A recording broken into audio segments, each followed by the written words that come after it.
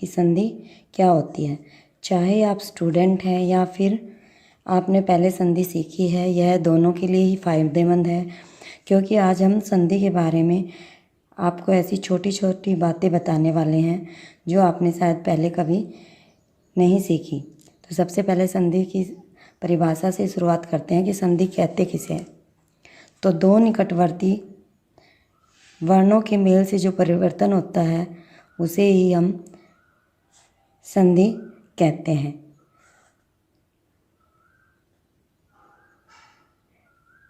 परिवर्तन मतलब बदलाव।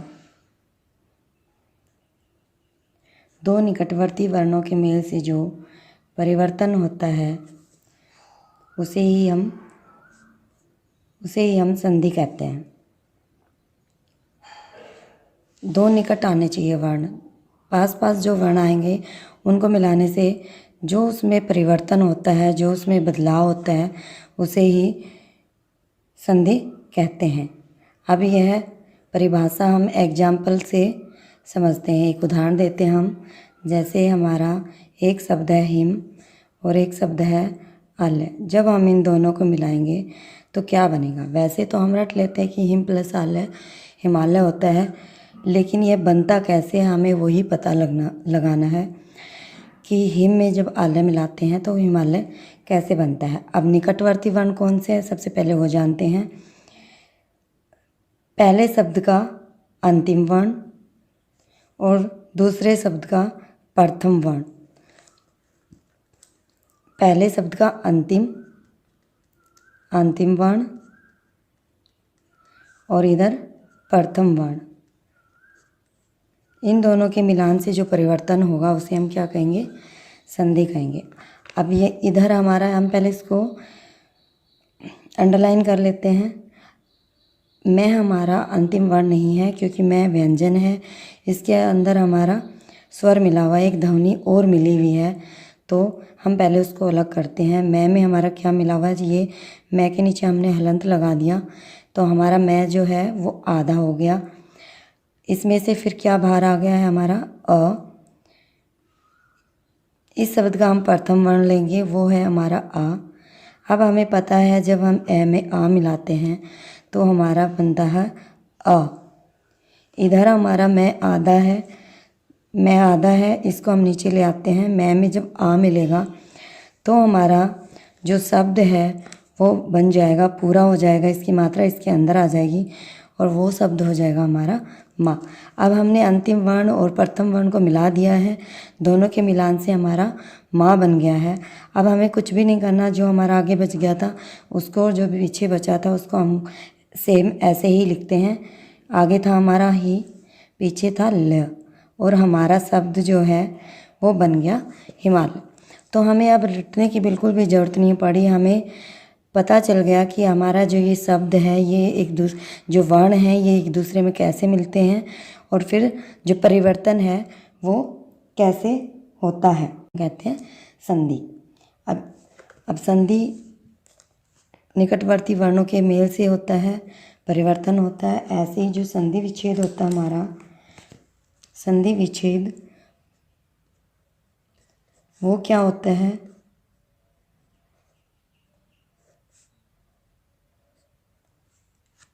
इसके ठीक विपरीत होता है, इससे ठीक उल्टा होता है। वर्ण या ध्वनि को अलग अलग करके संधि के पहले वाली स्थिति में ही रख देना। वर्ण या ध्वनियों को हम अलग कर देते हैं, अलग अलग करके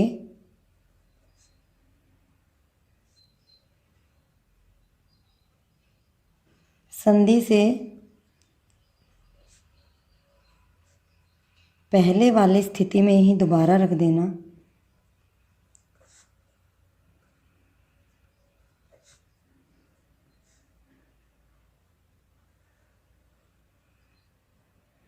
वही हमारा क्या कहलाता है, संधि विच्छेद।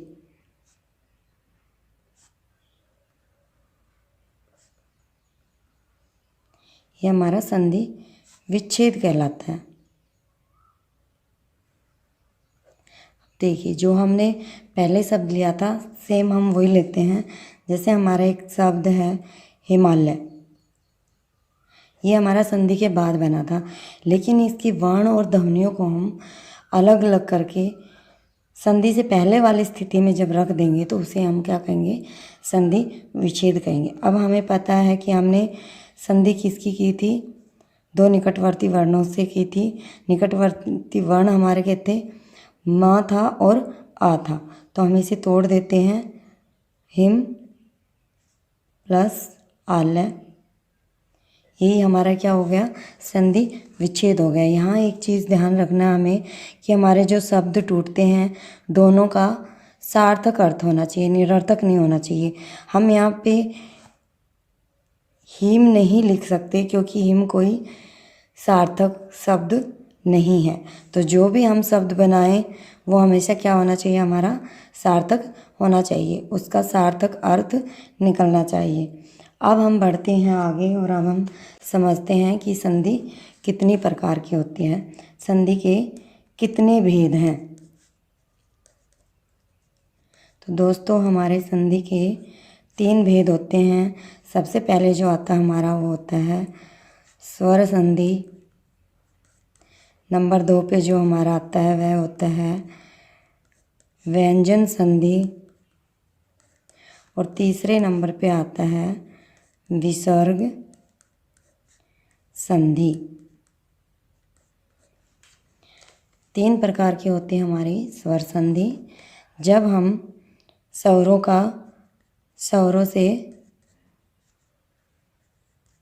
स्वरों से मेल करते हैं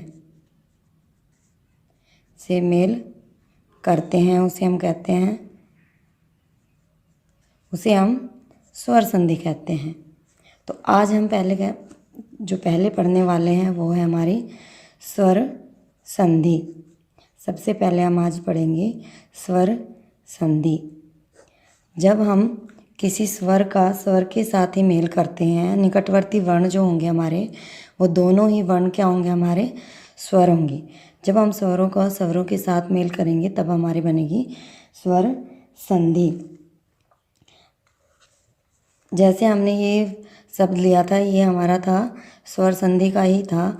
यहाँ पे अ प्लस आ मिलाया, दोनों ही हमारे क्या थे, स्वर थे। तो दोनों स्वरों को जब हम मिलाया तो स्वर ही बना था आ, और हमारा शब्द बन गया था हिमालय।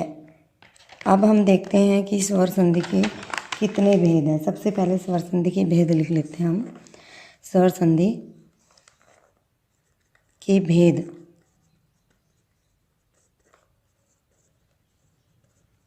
तो हिंदी में हमारे स्वर संधि के 5 भेद हैं। 5 भेद कौन कौन से हैं? सबसे पहले हमारा आता है दीर्घ संधि। दूसरे नंबर पे आता है गुण संधि।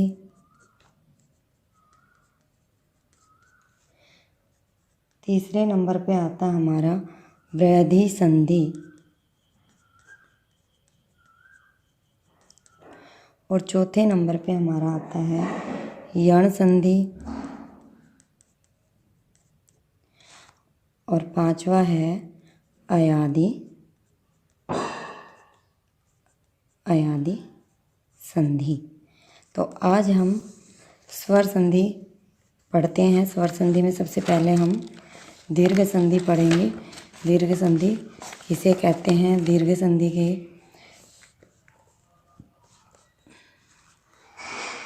हम देख लेते हैं वर्ण और उनकी मात्राएं। सबसे पहले अ की कोई मात्रा नहीं होती। जब हम क में अ मिलाते हैं तो हमारा क हो जाता है पूरा, ठीक है। उसके बाद आ की मात्रा सबको पता है। क में जब अ मिलाते हैं तो बनता है का ई।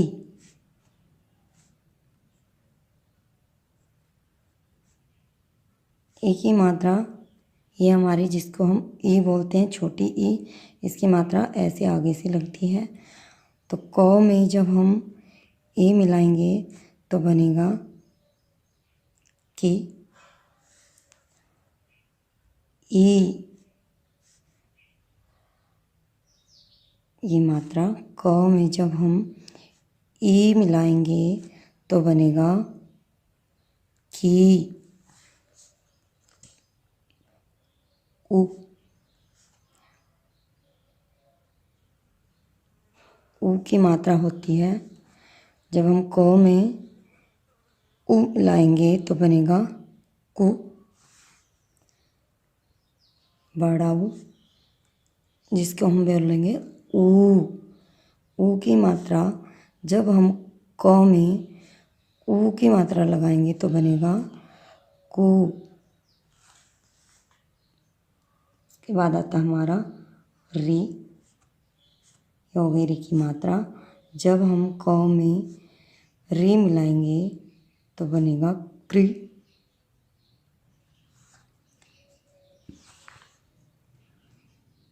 ए। ए की मात्रा होती है सिंगल ऊपर। क में हम जब ए मिलाते हैं तो हमारा बनता है के आई। आई की दो मात्राएं लगती हैं, तो क में जब हम आई मिलाएंगे तो बनेगा कई। उसके बाद आता है हमारा ओ। ओ की मात्रा आती है एक डंडी ऊपर से, एक डंडी ऊपर मात्रा। तो जब हम क में ओ मिलाएंगे तो बनेगा को औ।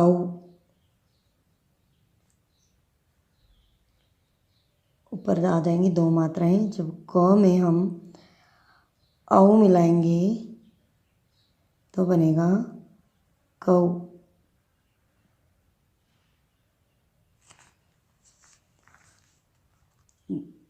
अंगह, अनुस्वार। जब क में हम अंगह मिलाएंगे तो बोलेगा कह। कं, कं, अह। विसर्ग की तरह क में जब हम अह मिलाएंगे तो बनेगा कह। इसका प्रयोग संस्कृत में होता है।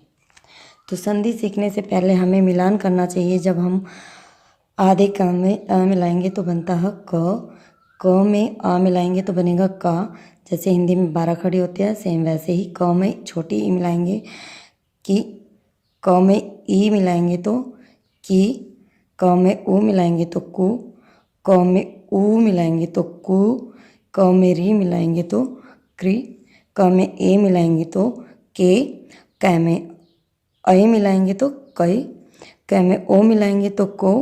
क में औ मिलाएंगे तो कौ। क में अह मिलाएंगे तो कंग। और क में अह मिलाएंगे तो कह। तो ये सब हमें मिलाना आना चाहिए। उसके बाद हमारी जो संधि है वो बहुत ही आसान हो जाती है। तो अब हम सिखाएंगे कि कैसे संधि का जब हम रूल याद कर लेते हैं तो संधि बनाना कैसे आसान हो जाता है। तो हमारा जो दीर्घ संधि थे उसका पहला रूल था अ में या आ में अ या आ मिलाते हैं तो बनता है आ। अब हम इसे उदाहरण से समझते हैं। जैसे अब हम इसको बिल्कुल रटेंगे नहीं, हमें रूल पता चल गया है कि जब हम ए या आ में ए या आ मिलाते हैं, मतलब अ में अ मिलाएंगे तो भी आ होगा, ए में आ मिलाएंगे तो भी आ होगा, आ में ए मिलाएंगे तो भी आ बनेगा, और आ में आ मिलाएंगे तो भी आ बनेगा। तो उदाहरण कैसे क्या है, जैसे हमारा चर प्लस अचर, तो इसका हम अंतिम वर्ण लेंगे और दूसरे शब्द का प्रथम वर्ण लेंगे। अब अंतिम वर्ण पूरा है तो इसमें से अ की ध्वनि आ रही है। अब हमें पता है हम र को तोड़ सकते हैं। र को तोड़ेंगे तो र हमारा आधा हो जाएगा और इसमें से अ बाहर निकल आएगा। अ और अ। अब हमारा रूल है अ में अ मिलाएंगे तो क्या बनेगा आ। तो हमने ये अ और ए में अ मिलाया तो हमारा बन गया आ। आगे हमारा आधा र है, जब आधे र में आ मिलाएंगे तो हमारा बनेगा रा। अब हमने देखिए आगे और जो पीछे हमने नहीं लिया था इसमें च बचा था, उसमें चर बचा था। इन दोनों को हम सेम आगे का आगे और पीछे का पीछे रख देंगे। आगे हमारा च है और पीछे चर है, तो हमारा शब्द क्या बन गया? चरा चर। अब इसे हम एक दूसरा शब्द लेते हैं, उसमें रख के देखते हैं। जैसे हमारा शब्द है परम प्लस अर्थ, तो देखिए इसका हम अंतिम शब्द वर्ण लेते हैं, इसका प्रथम वर्ण लेते हैं। अंतिम वर्ण म है, म को हम पहले तोड़ेंगे। मैं को किस में तोड़ेंगे? म हलंत प्लस अ। हमें अभी अभी सीखा था कि म जब पूरा होता है तो हम उसको किस में तोड़ सकते हैं? मैं आधा हो जाएगा और स्वर हमारा बाहर आ जाएगा। आगे हमारा क्या है? अ। अब हमारा रूल क्या है? जब अ में ए मिलाएंगे तो क्या बन जाएगा? आ। मैं हमारा आधा है, तो म जब हम आगे रखेंगे, म में आ मिला तो क्या हो गया? माँ। अब देखिए हमने यहाँ पे छोड़ दिया था पर, और थे पे हमारा आधा रह आया हुआ है वो, तो आगे हम लगाएंगे पर और पीछे थे के ऊपर र, और हमारा शब्द बन गया परमार्थ। ऐसे ही हम अब दूसरा ले लेते हैं। अ में ए हमने मिला दिया है, ऐसे ही हम मिलाएंगे अब अ में आ। ए में आ मिलाएंगे, उसका एक उदाहरण ले लेते हैं। जब अ में हम आ मिलाएंगे, ठीक है।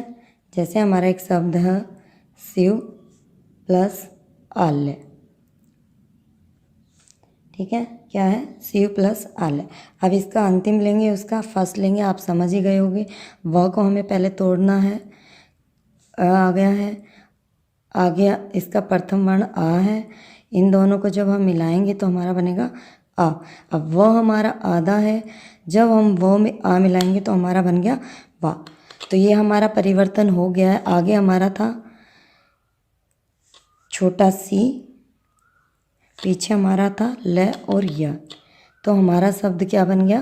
शिवालय। अब एक शब्द और लेते हैं हम, शव प्लस अर्थ। अब आप बना के देखिए कैसे बनाना है। हमें आगे वाले को नहीं लेना है, अंतिम वर्ण को लेना है। इसको हम आधा कर दिया, अ आ गया है, इसका अंतिम वर्ण अ। ए में ए जब मिलाया तो बन गया आ। जब व में हम आ मिलाएंगे तो हमारा बन गया वा। आगे हमारा आधा से बचा था, हम आधा से ऐसे ही रख लेंगे। पीछे थ और उसके ऊपर र।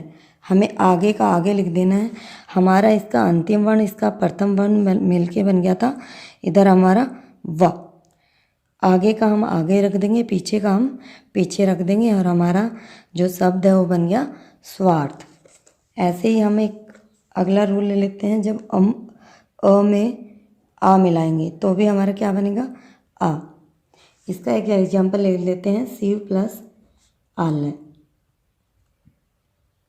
क्या बनेगा हमारा शब्द? अब आपको समझ आ ही गया होगा। हम सीधा भी लिख सकते हैं या हम बनाकर भी लिख सकते हैं। शब्द हमारे बनेगा शिवालय। कैसे बन जाएगा? इसका व आधा हो जाएगा, इधर अ में जब आ मिलाएंगे तो क्या बनेगा? आ। इन दोनों के मिलाने से बना हमारा आ। वह आगे हमारा आधा है, तो वह आधे व में जब हम आ मिलाएंगे तो हमारा बनेगा व। आगे हमारा छोटा सी है यहाँ पे,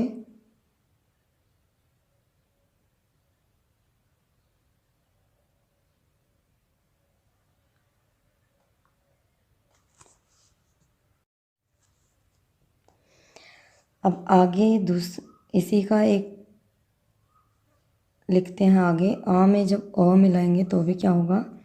आ होगा। एक उदाहरण लेते हैं। जैसे हमारा है विद्या प्लस अर्थी। अब जो कि हमें बनाना आ गया है, इधर से या लेंगे, इधर से अ। य में से क्या आ जाएगा? तोड़ेंगे तो आ, और इधर अ।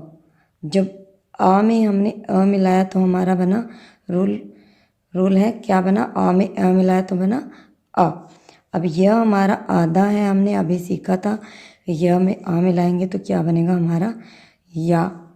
आगे हमारा क्या बचा है? वी और आधा द। पीछे क्या बचा था? थी के ऊपर र, और हमारा जो शब्द है वो बन गया विद्यार्थी। ऐसे ही हम एक शब्द और बना लेंगे। वार्ता प्लस आलाप। अब हम इसका अंतिम वर्ण तोड़ेंगे। इसका पहला वर्ण ये है। अब हम रह को वहीं छोड़ देते हैं क्योंकि वार्ता हम बोल रहे हैं। रह कहाँ आया हमारे? रह की ध्वनि वा के बाद, जो कि रह आधा है, इसलिए कहाँ गया हमारा? त के ऊपर। तो हमें अंतिम वर्ण तोड़ना है। तो अंतिम वर्ण क्या है? ता। ता को जब हम तोड़ेंगे तो त प्लस आ, आगे हमारा वर्ण है आ। अब हम इन दोनों को मिलाएंगे तो हमारा बनेगा आ। अब त हमारा आधा है, त में हमने आ मिलाया, हमारा बन गया ता। आगे क्या था हमारा? वा। और जो रह था आधा, वो त के ऊपर था, तो हम वापस वहीं लगा देते हैं। और पीछे क्या है? लाप। और हमारा नया शब्द बन गया वार्तालाप। ऐसे ही हमारा अब दूसरा रूल है। दीर्घ संधि का ही हमारा दूसरा रूल है। जब हम ई या ई में ई मिलाते हैं तो हमारा दीर्घी हो जाता है। क्या हो जाता है? ई। मतलब हम ई में ई मिलाएंगे तो भी क्या होगा? बड़ी ई। जब हम छोटी ई में बड़ी ई मिलाएंगे तो भी बड़ी ई। बड़ी मतलब ई। ई में ई मिलाएंगे तो भी ई बनेगा, और ई में ई मिलाएंगे तो भी ई बनेगा। तो हम इसका उदाहरण लेते हैं। जैसे सबसे पहले ई में ई मिलाएंगे तो क्या बनेगा? ई। इसको एक उदाहरण से समझते हैं। जैसे हमारा वर्ड है कपी।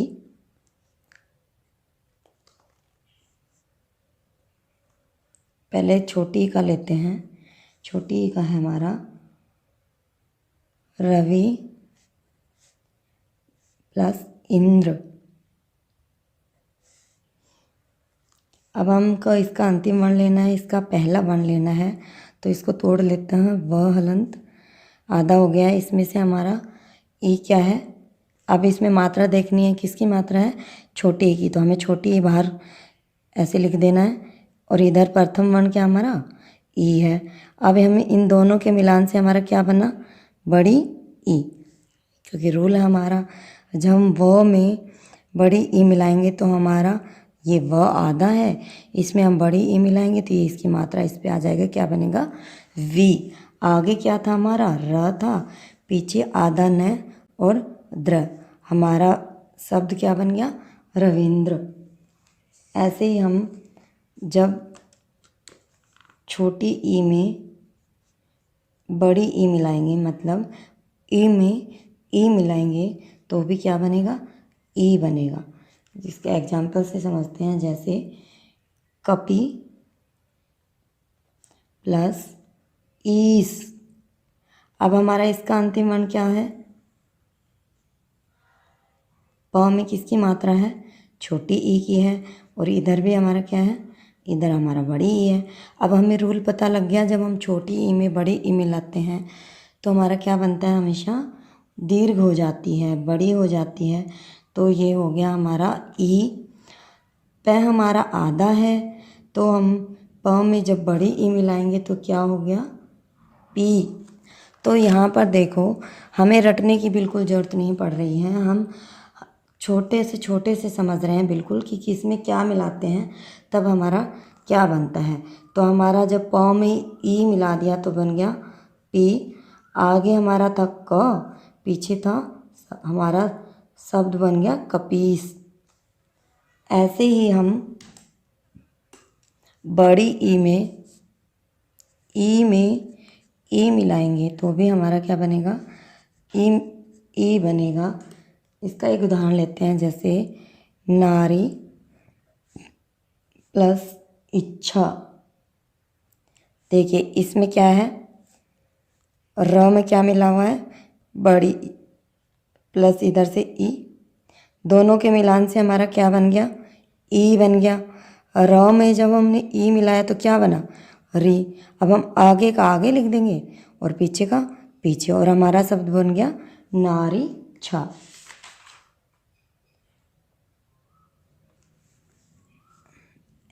अब एक शब्द हम आपके लिए देते हैं, आपको बनाना है नारी प्लस इंदु।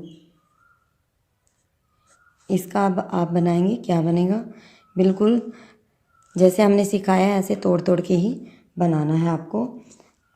अब हम बड़ी ई का ले लेते हैं एक एग्जाम्पल। बड़ी ई में हम जब बड़ी ई मिलाएंगे तो भी हमारा क्या बनेगा, दीर्घ हो जाता है, बड़ी ई बन जाता है, मतलब ई बन जाता है। तो इसका हम एक एग्जाम्पल लेते हैं, जैसे सती प्लस ईस। तो हमें पता चल गया है, अब हम तोड़ भी सकते हैं और वैसे डायरेक्ट भी लिख सकते हैं। अब आपको पता चल ही गया है, जब बड़ी ई में बड़ी ई मिलाएंगे तो क्या बन जाएगा, बड़ी ई बन जाएगा। और यहाँ पे तय आधा रहेगा तो उसमें बड़ी ई मिलाएंगे तो भी क्या हो जाएगा, वो ती बन जाएगा। तो ये हमारा इन दोनों को मिलाने से क्या हो गया, ती, आगे स था हमारा, पीछे भी, और हमारा शब्द बन गया सतीश। अब हमारा स्वर संधि का अगला जो रूल है वो है, जब हम ऊ में ऊ मिलाते हैं, ऊ में या ऊ में ऊ या ऊ मिलाते हैं तो दीर्घ बन जाता है, क्या बन जाता है, ऊ। तो इसके हम एग्जाम्पल ले लेते हैं। सबसे पहले हम एग्जाम्पल लेंगे ऊ प्लस ऊ का, क्या बनेगा, ऊ। तो हमें एक बना के दिखा देते हैं आपको अभी, उसके बाद आपको खुद से करना है, क्योंकि अब तक आपको समझ आ ही गया होगा कि कैसे बनाते हैं। तो हमारा शब्द है लघु प्लस, पहले हम छोटे ऊ का ले रहे हैं तो इसके लिए हमें लेना होगा भानु प्लस उदर। इसका अंतिम वर्ण लेंगे और इसका प्रथम वर्ण लेंगे। तो सबसे पहले हम नू को तोड़ेंगे, न में नू को तोड़ेंगे तो किसकी मात्रा लगी हुई है यहाँ पे, छोटे ऊ की, तो वो हम उससे अलग कर देते हैं। न प्लस ऊ, इधर का हमने लेना है प्रथम वर्ण, तो उसको हम यहाँ लिख लेते हैं प्रथम वर्ण। अब हमें पता है ऊ में ऊ को जब मिलाते हैं तो बनता है ऊ, तो यहाँ पर हम ऊ में ऊ को मिलाएंगे तो दीर्घ हो जाएगा ऊ। जब न में हम ऊ मिलाएंगे तो बनेगा नू, तो हम आगे का आगे लिख देंगे। आगे हमारा था भा, पीछे क्या था, द और य, और हमारा शब्द बन गया भानुदय। इसी का हम एक और एग्जाम्पल ले लेते हैं। आप बनाना ही से लघु प्लस उत्तर, इसका आप बनाएंगे। अब हम आगे लेते हैं दूसरा इसी का, जब ऊ में हम ऊ को मिलाते हैं तो क्या बनता है, दीर्घ ऊ। इसका एक एग्जाम्पल लेते हैं हम, लघु प्लस उर्मी। तो इस घू को हम तोड़ते हैं, क्या होगा, घ प्लस ऊ, इधर का ऊ लेते हैं और दोनों के मेल से हमारा क्या बनेगा, बड़ा ऊ बनेगा। इधर हमारा घ है, घ में हम जब बड़ा ऊ मिलाएंगे तो क्या बनेगा, घू। आगे का हम ऐसे ही लिख देंगे ल, पीछे का मी है और ऊपर र लगा हुआ है, तो ये हमारा शब्द बन गया लघूर्मी। ऐसे ही हमारा शब्द है सिंधु प्लस उर्मी। अब हमें ये तोड़ के देखने की ज़रूरत नहीं, हमें पता है ध में छोटा ऊ मिला हुआ है, इधर बड़ा ऊ है, छोटे ऊ में बड़ा ऊ मिलाएंगे तो बड़ा ऊ मिलेगा, ध के अंदर बड़ा ऊ मिलाएंगे तो क्या बन जाएगा, धू। तो हम सीधा कर सकते हैं, ये इन दोनों के मिलान से बन गया धू, आगे सी था और आधा न, पीछे मी, शब्द बन गया सिंदूरमी। अब हम अगला ले लेते हैं, जब बड़े ऊ में छोटा ऊ मिलाएंगे तो क्या बनेगा, ऊ। इसका एग्जाम्पल है जैसे वधू प्लस उत्सव। अब देखिए इसमें है धू, धू मतलब ध में हमारा बड़ा ऊ मिला हुआ है और इधर क्या है, छोटा ऊ। दोनों के मिलान से हमारा क्या बन गया, हमारा बन गया बड़ा ऊ। जब हम ध आधा है उसमें बड़ा ऊ मिलाएंगे तो बन जाएगा धू। अब आगे का ऐसे ही लिख देंगे और पीछे का ऐसे ही लिख देंगे। पीछे हमारा बचा था ये और आगे बचा था ये, तो आगे का हमने ये लिख दिया, पीछे का क्या था आधा था स और वो। देखिए रटने की बिल्कुल ज़रूरत नहीं पड़ी, ना हमें किसी ट्रिक की ज़रूरत पड़ी, क्योंकि हमने एक बार सीख लिया है, एक बार हमने बनाना आ गया है, तो हम किसी भी वर्ड का आराम से बना सकते हैं, चाहे वो कितना ही मुश्किल क्यों ना हो। अब एक आप बनाएंगे, भू प्लस उद्धार, इसको आप बनाएंगे और फिर मुझे बताएंगे कि इसका क्या बनेगा। अब ऊ का हमारा लास्ट रूल है, जब ऊ में ऊ मिलाएंगे तो बनेगा दीर्घ ऊ, दीर्घ ऊ में दीर्घ ऊ मिलाएंगे तो बनेगा दीर्घ ऊ। इसे हम एक एग्जाम्पल से उदाहरण से देख लेते हैं, जैसे भू प्लस ऊर्जा। तो वैसे हमें अब समझ आ ही गया है कि इसका क्या बनेगा भूर्जा, लेकिन कैसे बनेगा, इसका अंतिम वर्ण लेंगे तो इसको तोड़ लेते हैं, भ प्लस ऊ। इसका प्रथम वर्ण लेना है तो ये ऊ हो गया हमारा।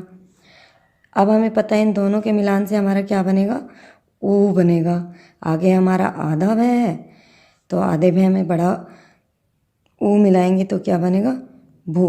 रटने की बिल्कुल ज़रूरत नहीं है, इसके आगे हमारा कुछ था ही नहीं, इन दोनों को हमने मिला दिया, पीछे बचा हमारा जा के ऊपर र, हमारा बन गया भूर्जा।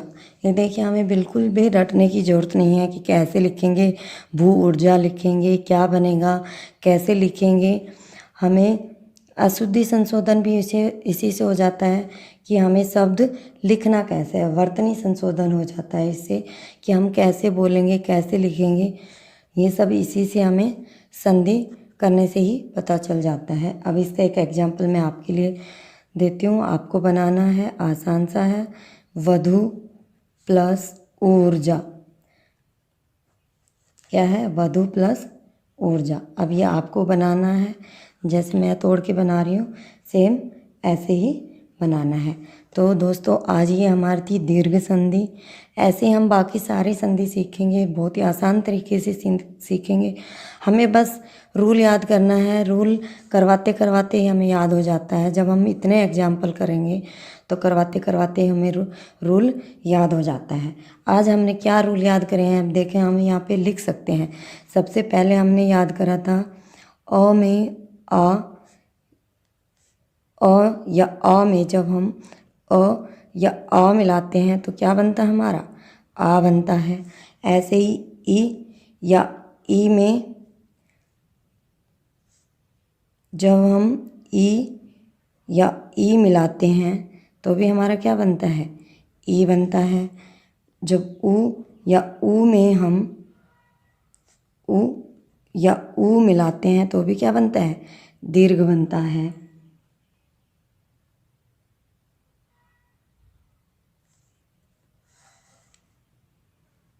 ऐसे ही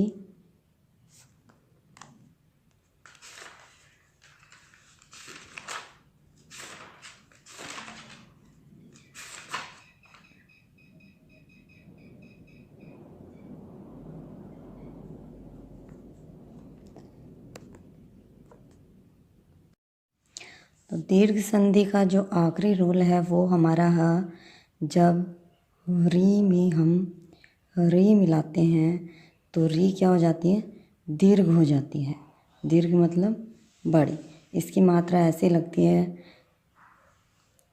सी, जैसे ई की तरह सी के ऊपर दूसरा सी, ये इसकी मात्रा है। तो इसका जब हम एग्जाम्पल लेते हैं, जैसे पितृ प्लस ऋण, तो अब इसको हम तोड़ेंगे,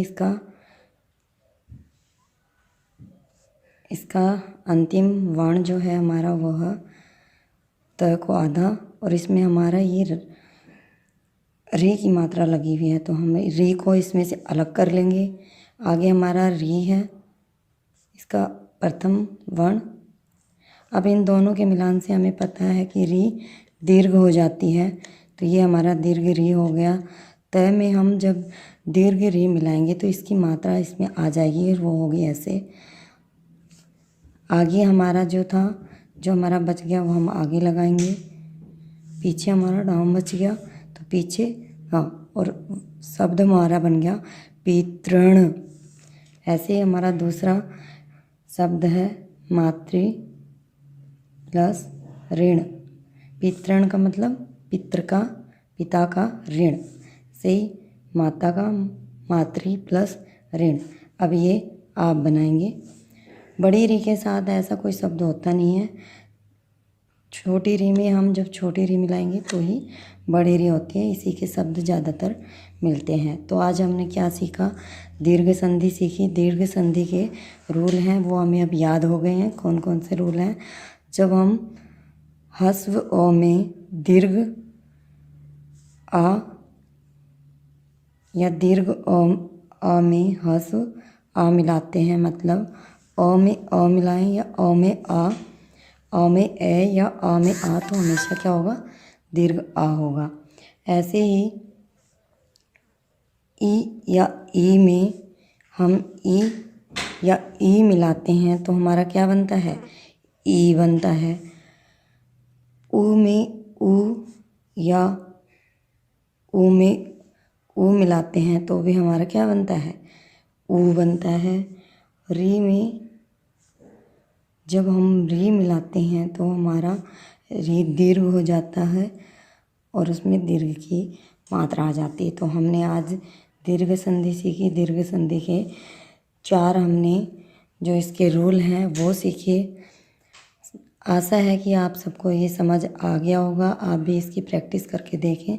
रटने की बिल्कुल भी ज़रूरत नहीं है। जब हम बनाना सीख जाते हैं तो संधि हमारे लिए बहुत ही आसान हो जाती है और हम संधि को अच्छे से सीख पाते हैं। तो अगले पार्ट में हम गुण संधि सीखेंगे। आज के लिए बस इतना ही। धन्यवाद।